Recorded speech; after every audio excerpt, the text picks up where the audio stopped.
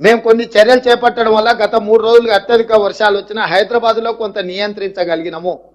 నాలాల encroachment రామ్నగర్లో ఒక్క నాలా encroachment తొలగిస్తేనే Ramnagar area మొత్తం వరదలో మునిగిపోకుండా ఈరోజు ఆ రామ్నగర్ ప్రజల్ని కాపాడగలిగినాం. అంటే ఒక్క నాలా తొలగిస్తేనే ఇంత సహాయము జరిగింది.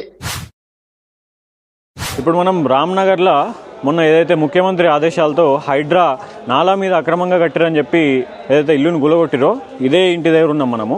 అయితే ముఖ్యమంత్రి గారు గత వారం రోజులుగా అకాల వర్షాలు కురుస్తుంటే దానికి ఎక్స్ప్లెనేషన్గా ఒక ఎగ్జాంపుల్గా ఈ సంఘటన స్థలాన్ని తీసుకొని ఈరోజు హైదరాబాద్ ఎందుకు మునగలేదు, చాలా ప్రదేశాల్లో ఈరోజు రామ్నగర్ వంటి ఏరియాలు ఎందుకు మునగలేదంటే నేను మొన్న ఒక ఇల్లు గులగొట్టించిన, ఆ ఇల్లు గులగొట్టించినందుకే ఇవాళ అసలు రామ్నగర్లో సుక్క నీళ్ళు ఆగలేదు, అసలు రామ్నగర్ మునగలేదు అంటుండ్రు.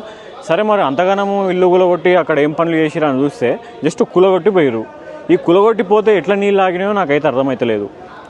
అంటే గత ప్రభుత్వాలు చేపట్టిన స్ట్రాటజిక్ నాలా డెవలప్మెంట్ ప్రోగ్రాంలు ఎటుపోయినాయి అంటే అవన్నీ పక్కన పెట్టుకొని ఈరోజు నేను ఒక బిల్డింగ్ గులగొట్టి చేసిన, బిల్డింగ్ గులగొట్టేయగానే ఇక్కడ ఒక్క నీళ్ళు ఆగుతలేవు, అసలు ఏం లేదు, మొత్తం సాఫ్ అయిపోయినాయి నీళ్ళని, ఇదంతా కేవలం నాదే అని చెప్పి క్రెడిట్ తీసుకుంటున్నాడు మన ముఖ్యమంత్రి రేవంత్ రెడ్డి. అంటే ప్రజలను పిచ్చోళ్ళని చేస్తుర్రా ఏం చేస్తుర్రా అర్థమవుతలేదు.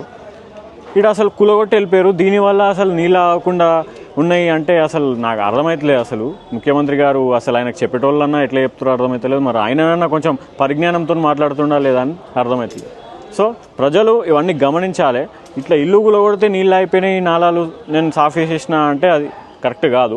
మీరు ఏమైనా ఉంటే కరెక్ట్ చేసిన పనిని కరెక్ట్ చెప్తే బాగుంటుంది అనేది మా ఉద్దేశం. Thank you.